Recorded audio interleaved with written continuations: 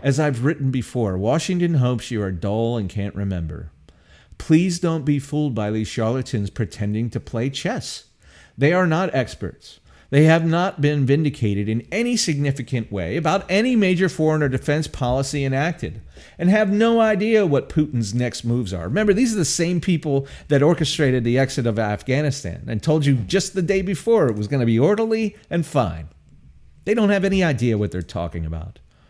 They use their position to convince you that they have some moral authority, but their morality is bankrupt. They seek only to demonize adversaries in the U.S. public eye to ensure they get to keep prosecuting their endless wars and keep the military-industrial complex profits flowing to D.C. elites. They care little for anything else.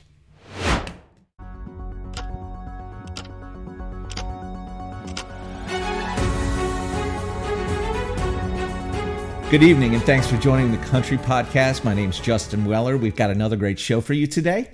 We'll poke holes in the Ukraine funding shell game. We're going to tell you how our dear Congress is poised to reauthorize the complete destruction of the Fourth Amendment. But we begin tonight with Ron DeSantis for president. 2 nights ago, Governor Ron DeSantis of Florida appeared in a town hall in Iowa hosted by Jake Tapper of CNN. I highly recommend all of you, whether you support Biden, Trump, Nikki Haley, Vivek Ramaswamy, any of those supporters, and especially any undecideds, just take a little bit of time to watch the show. In it, you will see a far different governor of Florida than the one his opponents in the national media have presented to you. The show is actually, there's a link to it at thecountry.news. To the show in its entirety on YouTube. It's called CNN Town Hall with Ron DeSantis from 12/12. I'm sure you can find it on CNN.com too. In that town hall, Governor DeSantis is personable. He's well-spoken. He's extremely well-read on the issues and ready to fight for the American people if given the opportunity to clean up Washington. His demeanor is more relaxed than we've seen on the recent debate stage, and he has an authentic ability to clearly articulate the problems facing America. I know a lot of people make fun of his fake smile, and I get a lot of feedback about his shoes. Who cares about those things? Honestly, if the only things you have to complain about vis-a-vis a candidate are the way he smiles or his shoes, then obviously you have nothing of substance to say about him. And let's be honest, we've been chasing sizzle over steak for so long. We got people like Barack Obama. I shouldn't say that. He does have a lot of steak in him, but he is sizzly. But especially what I meant is Donald Trump. All sizzle, no steak. So if you want to repeat that same process and get the results like we got under Trump, then yeah, let's go ahead and think about sizzle and not steak. He's got the problems of America figured out. The governor has a clear vision as to what he would do to solve these issues in the type of 2-minute soundbite necessary in today's media landscape. I don't agree with every policy position he has. I don't agree with him on abortion. I think he's a little squishy on Ukraine and Europe. And I'd like to hear a lot more about his healthcare plan. There are serious problems with healthcare costs. They were not solved by Obamacare, and they are not solved by Medicare for All. We've got a number of articles on that on thecountry.news. But I trust that Governor DeSantis will try to do the right thing and that he can deliver results as he has here in Florida. I just sent to a friend of mine the comparison of the stats between Florida and California. It's eye-opening. It's night and day different. Florida is thriving and California is declining. As far as Governor DeSantis' record in Florida goes, it's fantastic. Record low unemployment, record low crime rates, increases across the board in education results, record increases in teachers' pay, police and firefighters' pay, improvements in protections of the fragile economy of Florida. Oh, and by the way, balanced budget, and so many people are moving here. In fact, we're doing so well that people from blue states continue to move here in record numbers, hundreds of thousands of people a year. Most importantly, Governor DeSantis got the really big test of this past sort of 3 or 4 years, COVID. He got the response right. And it's really important to pick somebody who can stand firm in a crisis. That's what he did. He outperformed just about every large state and just about every governor in America. We should remember that when he decided to end the brief lockdowns here in Florida, when he ended the mask mandates, he was the first governor to do so. And he took a lot of heat at the time. Same thing with vaccine mandates. He was completely vindicated in his policy. No one can argue that. He read the science and the literature. He changed his mind. At first, he sort of followed what everybody was doing in March and April. He changed his mind, took bold actions when others who we would hope would lead, like President Trump, Governor Newsom, President Biden when he took over, we would hope those people would lead, but they cowered and they hid behind experts. And by the way, appeal to authority, appeal to an expert is a logical fallacy. Just because an expert thinks something doesn't mean it's true. These actions alone are reason enough to choose him to lead us in the next crisis. We know there's one coming. In fact, when you think about it, Ron DeSantis may be the only choice for Americans who believe this country is off track and needs resetting. In fact, let's briefly review our other choices. Joe Biden. The incumbent Joe Biden is 81 years old and swiftly declining. He has the worst approval rating of any president in history, according to 538. He is 50 years. He is a 50-year creature of Washington. He's been serving in Washington for 50 years. That's longer than Nancy Pelosi. That's longer than Chuck Schumer. That's longer than Mitch McConnell. That's longer than any other dinosaur of Washington. And you know what happens when you're there for 50 years? You get tied very closely to lobbyists and special interests at the expense of everyday Americans. We all know this is true. We all know we need term limits. Well, let's call a spade a spade. Biden is a creature of Washington lobbyists. Yesterday, he held a press conference, actually it's 2 days ago now, with President Zelensky of Ukraine, in which and he must have done this 4 or 5 times, he would say, okay, it's time for me to ask questions, and then it's time for you to ask questions, President Zelensky. He meant time for them to take questions. And he didn't make that mistake once. It was over and over. Go check it out. Not only that, but he read prepared answers to prepared questions. He was unable to speak intelligently otherwise. And it's certain that his handlers know this.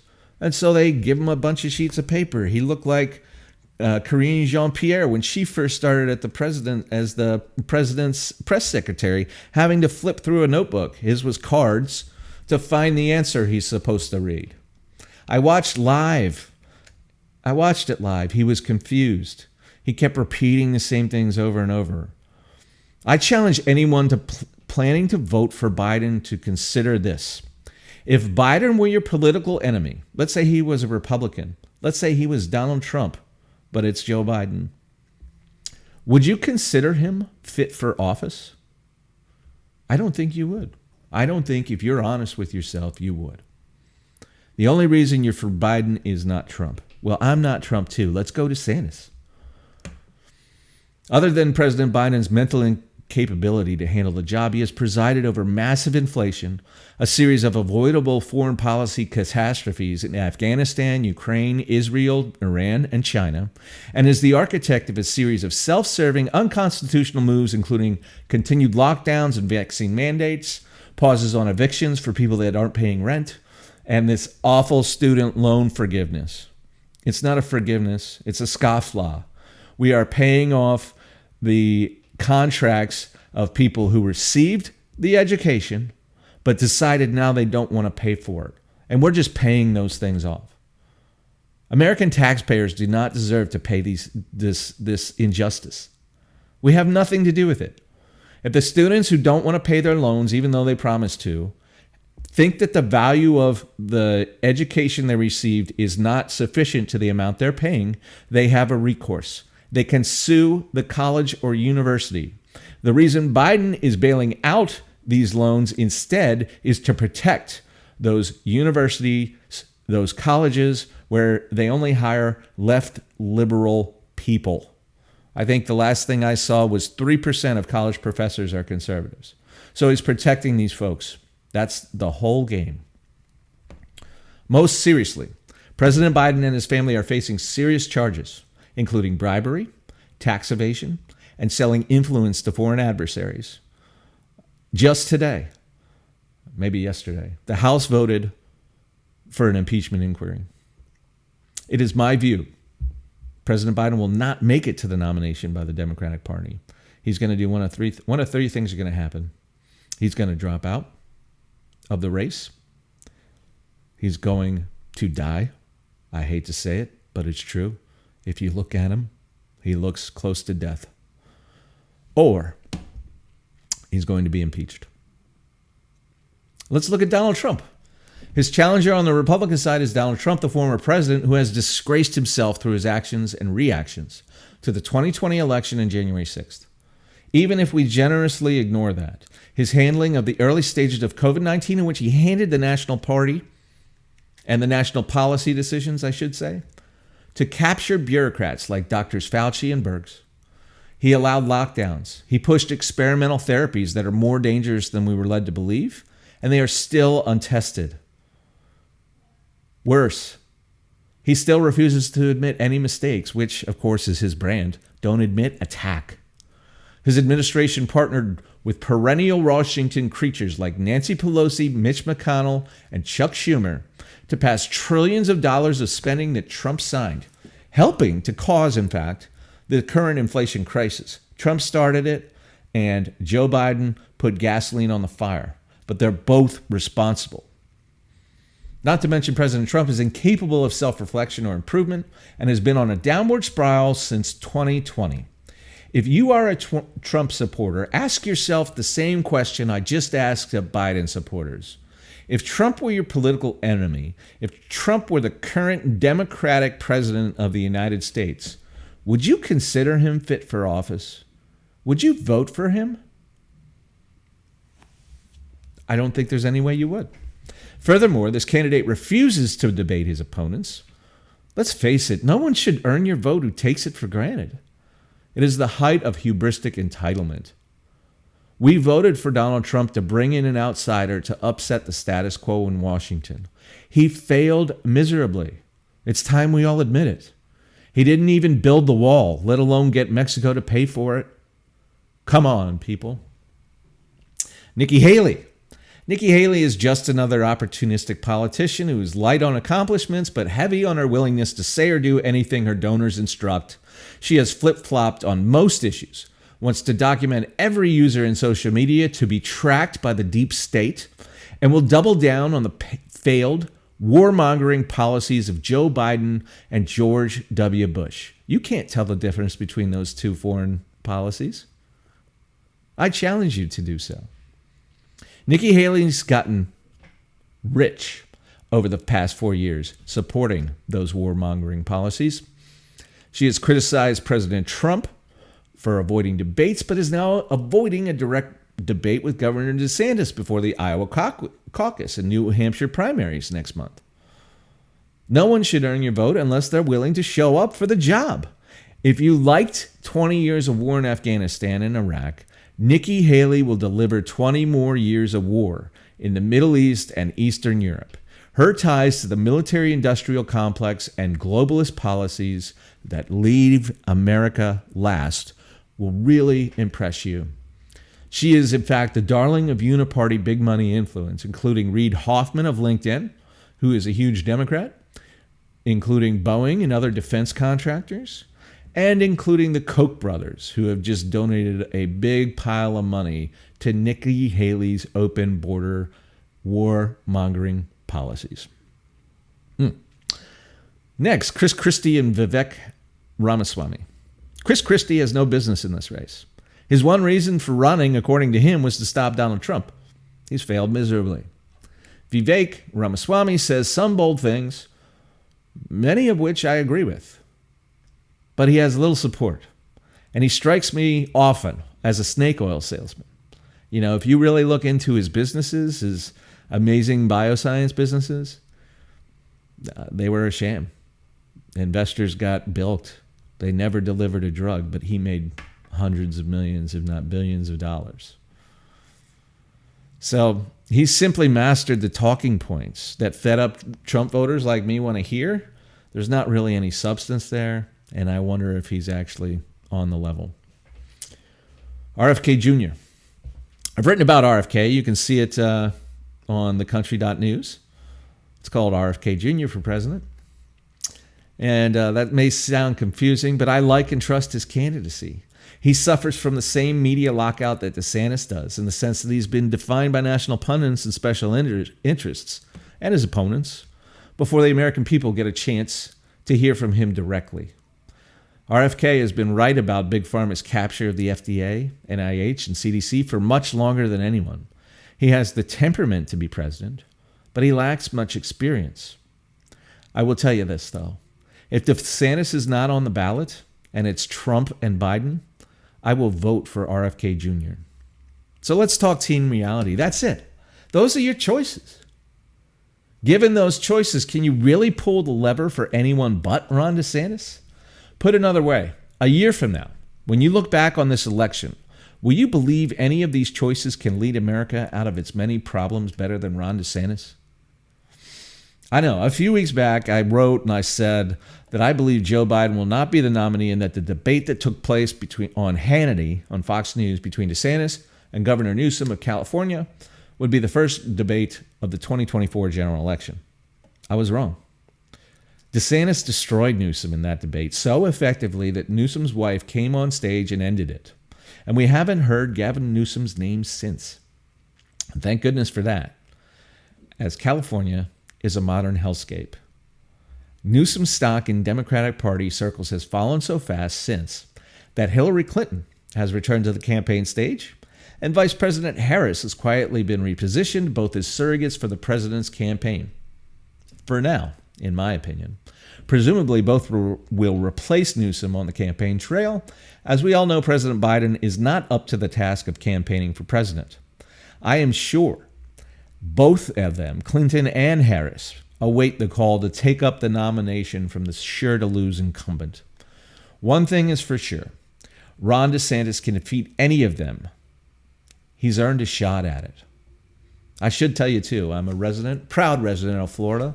I've voted for Ron DeSantis twice, and I've recently done a bit of canvassing as a volunteer for the Ron DeSantis campaign. So you should know that. The Ukraine Shell Game, Part 3.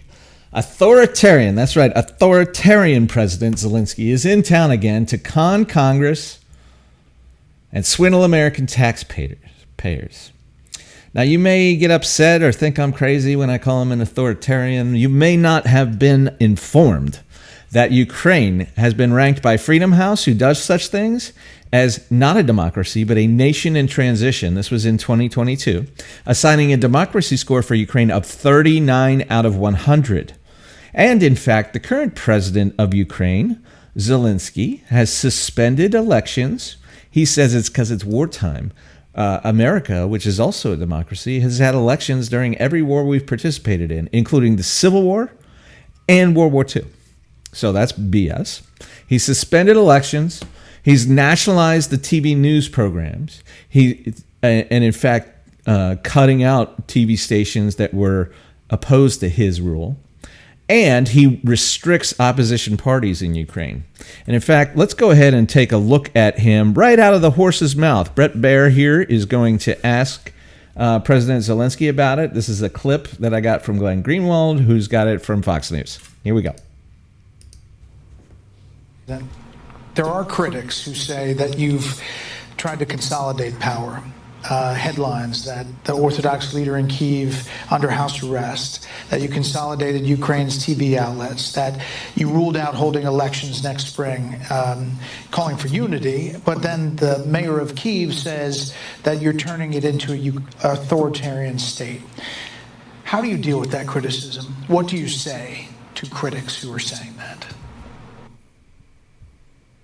Now, if you listen to that tone, yeah. I mean, if this were some sort of U.S. adversary, Bret Baier would be raising his voice. He'd be very aggressive. You can see his posture is very comforting, very loving.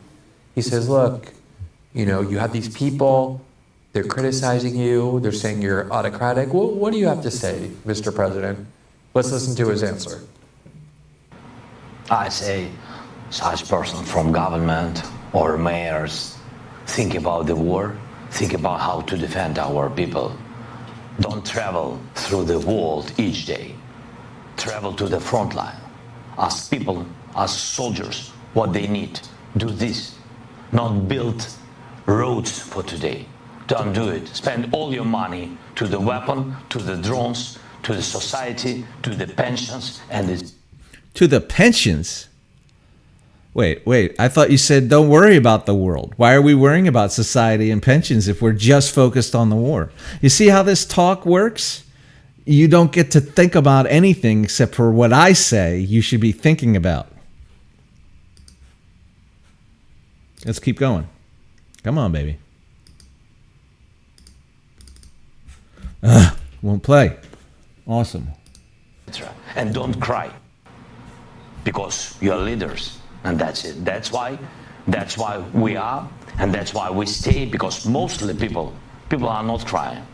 People stay and fight against Putin, and we don't have any enemies in our country. We can't have time for this, and we don't have it. We have only one enemy. This is Putin. Sorry, I'm trying to keep my mic down so the echo doesn't happen. We don't have any enemies except Putin. Don't be an enemy. We don't have time for enemies. We don't have time for things like talking through our differences or having a democracy. We have no enemies. This sounds like Stalin, in my opinion.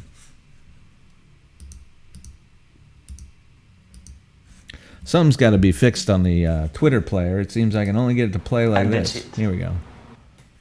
But you'll stand from democracy going forward. Yes, of course. And of course, because we are really defending democracy and we are really defending freedom. Mr. President, we appreciate your time, and we'll continue to follow the war. So notice that. We are defending democracy. We are defending freedom. But he didn't answer the question at all. He did not address, and in fact, even Bret Baier, there was supposed to be an election this year in April, in 2022. He postponed it, said we can't have it right now. And now he's saying not next year either. So he will have been in power for at least 2 years past when he was elected, the term was elected for. He didn't address that at all. He didn't address the TV stations. He didn't address the opposition parties. He didn't address basically how it is not a democracy. He just said, we're fighting for democracy. It's a ridiculous farce, and you should not believe it. Okay? So this week, the president of Ukraine will appear at the White House to con Congress out of its money again, this time for more than $60 billion. After the $113 billion Congress has already shelled out to the authoritarian regime. The total amount already sent to Ukraine since 2022 is over 17 times what we sent to Israel. That amount is $6.5 billion. Traditionally, Israel is the number one recipient of U.S. foreign aid. We've sent 17 times more money to Ukraine than we have to Israel, the next closest country, in the last 2 years. Just 2 years alone. In typical Washington fashion, though, it's a bunch of subterfuge. The bill's circling the drain. There's no other good name for it. It is circling, actually it's circling in the toilet. In Congress, claims to be for national security. And it has token gimmicks for Israel and the southern border. Right after the October 7th attacks, listen to this, the administration and some folks in Congress devised an aid package for Israel's response to the Hamas attacks. That aid package that they worked on in early October, again, right after the attacks, was $2 billion. But this monstrosity that they're trying to pass now for Ukraine, Israel, and everything else is $113 billion. And they can't spare a crisis to enrich themselves and their cronies, so the Israel portion of this package has ballooned to $14 billion, 7 times what they said it needed 2 months ago. What does Israel need with 7 times more than the initial estimate? Has Israel even asked for this $14 billion? Why do they need it when they have a large budget surplus? And why would we, the United States, go into debt to pay for Israel's defense when they have the money to pay for it? Where is all this money going? No one who knows is saying or answering any of those questions. And look, I stand by Israel's right to defend themselves against Hamas 100%.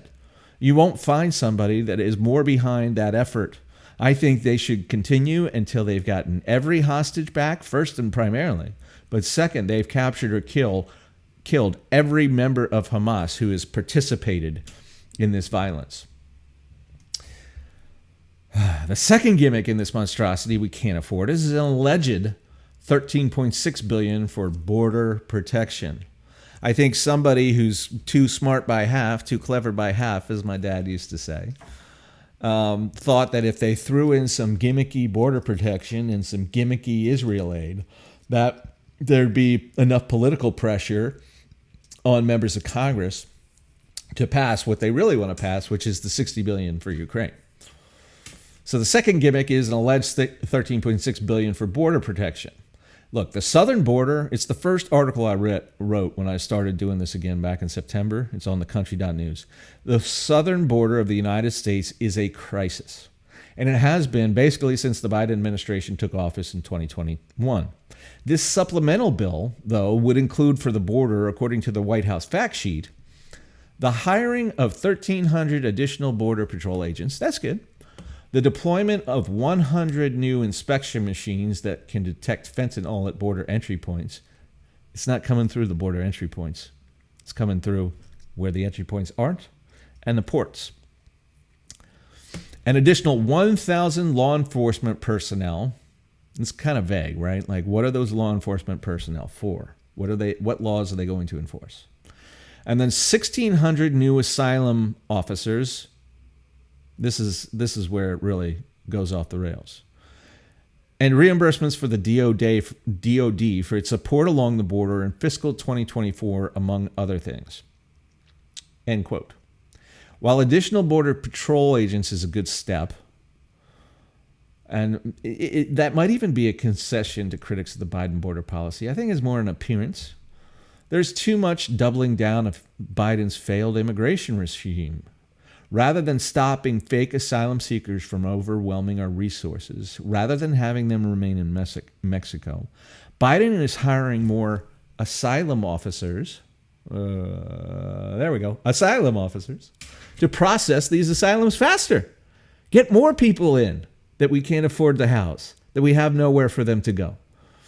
There are no policy changes attached to this monstrosity, so we should expect to see the migrant crisis to continue unabated. The next gimmick is Ukraine. No, it's not the gimmick. It's the meat and potatoes.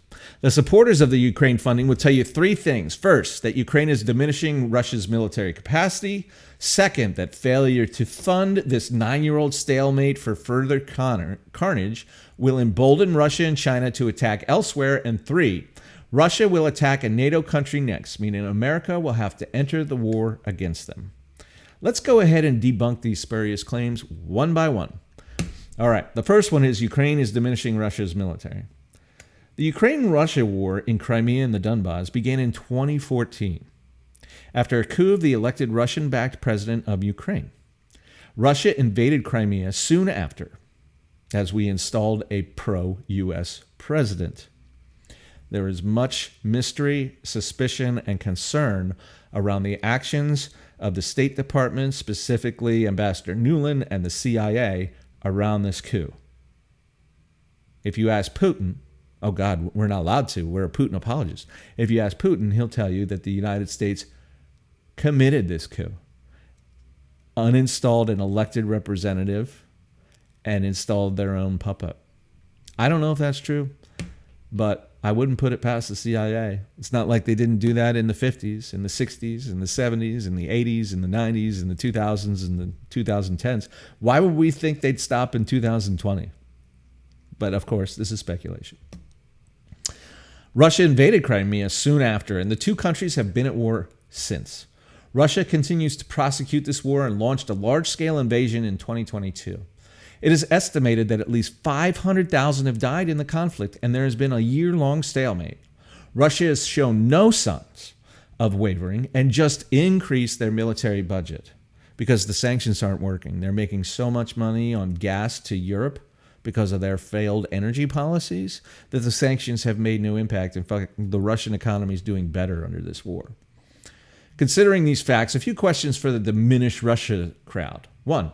How do you know Russia's capacity is diminished? Is there a report somewhere? 2. Considering the U.S. is $34 trillion in debt and adding $2 trillion each year, does the U.S. have capacity to fight this war in perpetuity? 3. Is 500,000 dead a fair cost to allegedly diminishing Russia's capacity? Is that worth 500,000 lives? I don't think it is. 4. Considering Russia is the second strongest nuclear power, do you believe that once their capacity to wage conventional war is destroyed, and when they will be left with only the nuclear option, if you get rid of their ability to fight conventional wars, all they have is nukes, my friends. So if you leave them with just the nuclear option to defend themselves, does that make the world more or less safe? Failure to fund the 9-year-old stalemate in Ukraine will embolden China and Russia. That's another talking point. This is the domino theory that dominated Cold War thinking in the 50s through the end of the 70s. It was an unmitigated disaster that brought us the tragic wars in Korea, Vietnam, Laos and Cambodia, Cuba, the Bay of Pigs, and the Cuban Missile Crisis. The theory was completely debunked. Even its author and main proponent, Robert McNamara, definitively dismissed it before his death. The best policy to confront China concerning Taiwan or Russia concerning NATO countries is direct communication and action. Direct.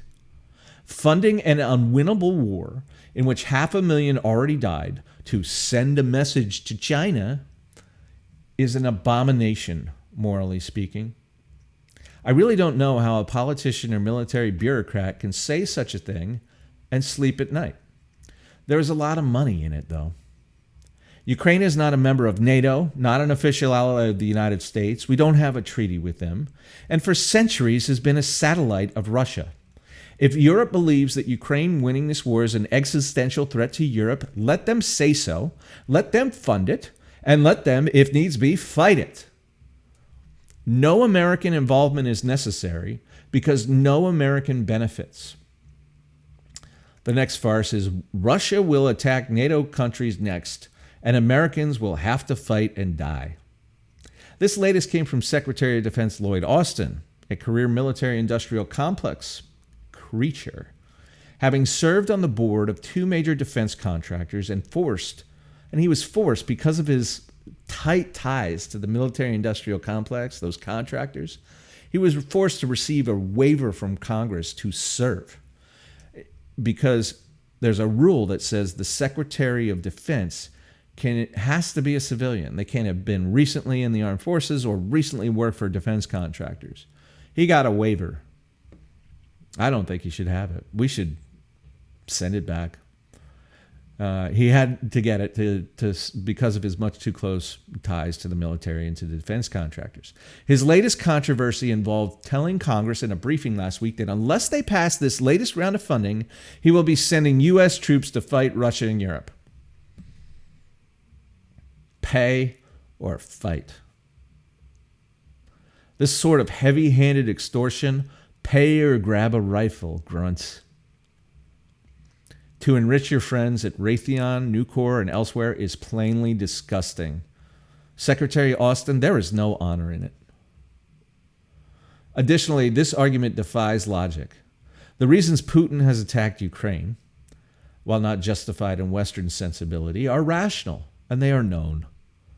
One of them is that Ukraine is specifically not in NATO, and Russia seeks to keep it that way. Putin understands the nature of NATO and has therefore never attacked a NATO country in his quest to end U.S.-NATO encroachment on his border. As I've written before, Washington hopes you are dull and can't remember. Please don't be fooled by these charlatans pretending to play chess. They are not experts. They have not been vindicated in any significant way about any major foreign or defense policy enacted, and have no idea what Putin's next moves are. Remember, these are the same people that orchestrated the exit of Afghanistan and told you just the day before it was going to be orderly and fine. They don't have any idea what they're talking about. They use their position to convince you that they have some moral authority, but their morality is bankrupt. They seek only to demonize adversaries in the U.S. public eye to ensure they get to keep prosecuting their endless wars and keep the military-industrial complex profits flowing to D.C. elites. They care little for anything else. Hey, all right, it's The Country. My name's Justin Weller. Thanks so much for tuning in. You know, it's hard to build a following from scratch, and I'm brand new at it. We just started a couple months ago. Would you consider becoming a subscriber? Just head on over to thecountry.news. If you want to be a paid subscriber, it's just $5 a month or $49.99 per year. You can also be a free subscriber and get access to all sorts of things. The paid version gets you access to all of the archives. Either way, we really appreciate your support. Go ahead and share this. Go ahead and follow us wherever you're listening or watching. We really appreciate your support. On to the show. Okay. So we finished tonight with Congress decides whether the Fourth Amendment means anything. FISA Section 702 will expire at the end of this year, God willing. Today, Congress is debating a renewal of FISA Section 702, the provision that has been used by the FBI and other federal agencies to spy on Americans. In May of this year, the FISA court itself, which is secret and hardly ever does this, issued a stunning retribution of the FBI and intelligence agencies and documents thousands of violations of Americans' rights under the Constitution. This includes the FBI lying to the Justice Department and the FISA court itself to spy on Carter Page and thus the Trump 2016 campaign. The FBI has since apologized for these clear violations of the Fourth Amendment and abuse of every single agent's oath of office to preserve and protect the Constitution. Here is how the Brennan Center for Justice, a nonpartisan think tank focused on law and justice, describes the significant violations perpetrated by the NSA, the FBI, the CIA, and others. Although ostensibly targeted at foreigners, Section 702 surveillance inevitably sweeps in massive amounts of Americans' communications. Recognizing the impact of Americans' privacy, Congress required the NSA to, quote, minimize the sharing, retention, and use of this, quote, incidentally collected U.S. person data. But the government and the FISA court have embraced an interpretation of minimize that is remarkably maximal. The NSA shares raw data with multiple other agencies, including the FBI and the CIA, and all of them retain the data for a functional minimum of 5 years. Moreover, the FBI routinely combs through it, looking for Americans' communications to use in purely domestic cases, even in situations where the FBI lacks a factual predicate to open a full investigation. Let's read that again. The FBI routinely combs through your and every American's data to use in purely domestic cases, even in situations where the FBI lacks a factual predicate to open a full investigation. End quote. Let's compare that to the Fourth Amendment. Here's what it says. The right of the people to be secure in their persons, houses, papers, and effects against unreasonable searches and seizures shall not be violated, and no warrants shall issue, but upon probable cause, supported by oath or affirmation, and particularly describing the place to be searched and the persons or things to be seized. Do those two things sound anywhere alike? You are supposed to have probable cause with an oath or an affirmation, and it has to particularly describe the place to be searched and what you're looking for. They're not doing any of that. They're just completely ignoring the Fourth Amendment. The FBI and other agencies have been violating the right of the people to be secure in their persons and effects without warrant nor probable cause for 15 years. The only reason the FBI apologized and allegedly changed their policy, they say, oh, we fixed our policy, it's not happening anymore. I don't believe them. Why should I? And the only reason that they did that they apologized and allegedly changed, is because another agency, the FBI didn't come out and say, hey, we've been screwing this up. We're sorry. We're going to do this better. Another agency released the FISA court rulings, the ODNI, the Office of Intelligence, Director of National Intelligence. They released the findings, not the FBI, not the CIA. I don't think the FISA court's actually allowed to. The director of the FBI and his leadership would have presumably allowed this to continue unabated otherwise. Let's face it, the sort of power granted by this act is precisely what the framers of a Constitution had in mind when they wrote and passed the Bill of Rights, especially the Fourth Amendment. We seem to lose our bearings when the effects being violated are digital, they're online, rather than physical in the real world. So think about it this way. If the FBI had the power to, whenever it wanted, without your knowledge and with no suspicion that you're committing an underlying crime, if they had the power to, and under those conditions, to enter your home, search all of your papers and personal effects, as well as your entire phone and your computer records, every Google search you've made, every text you've sent, every email you sent or received, every tweet on or Facebook post, and every picture you've taken and every video you've taken, do you think you'd be okay with that? And even on the slight chance that you might be, do you think it would be constitutional? Of course not. But the FBI and other agencies are doing this every day, with only light oversight that occurs well after the violation. Perhaps worse than that gross violation of every American's rights in this process is the fact that these agents are doing these searches even when they lack a predicate for the investigation. This flies in the face of everything we should believe about law enforcement. It may be a bit confusing for the same reasons as I said before, this digital versus physical world. So again, let's imagine something. Let's imagine that every single place in America, every nook, every cranny, every alley, every bathroom, every building, every place, every park, everywhere, has a camera on it, and it's filmed 24/7. And the FBI employs people to just watch everything all the time. Would you be comfortable with that? Because that's exactly what they're doing, just in the digital world, not the physical world. Where in the Constitution or any subsequent law have we provided for state police that seek out crimes which no one has reported? Is it really a fair use of the awesome policing power of the government to allow unsupervised access to your data in search of a crime? How many actual cases go unsolved while the FBI dedicates people, resources, and money to these unconstitutional fishing expeditions? There's no mandate for the FBI to go find crimes wherever they might in the digital world. They should be solving the caseloads they have. They should have a predicate for an investigation before they do these searches. They should seek a warrant naming the places and things to be searched.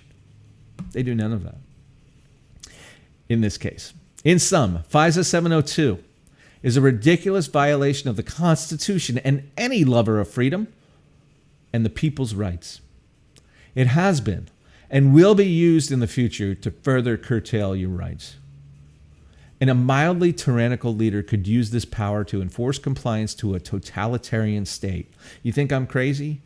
Check out China, where all of the citizens' data is monitored, and they receive a social credit score, and it's based upon, again, the things you post and what you do and what you say, and it determines what the state will allow you to do. They throttle people's internet speed who have a bad social credit score. They deny travel. You got to buy a plane or train ticket out of this hellhole. If your data is unfavorable to the state, it's denied. You should not support any politician or candidate voting to renew this abomination, or else we will say goodbye to the Fourth Amendment. That's the show today. Thanks so much for watching. As always, I'm Justin Weller. Have a great day.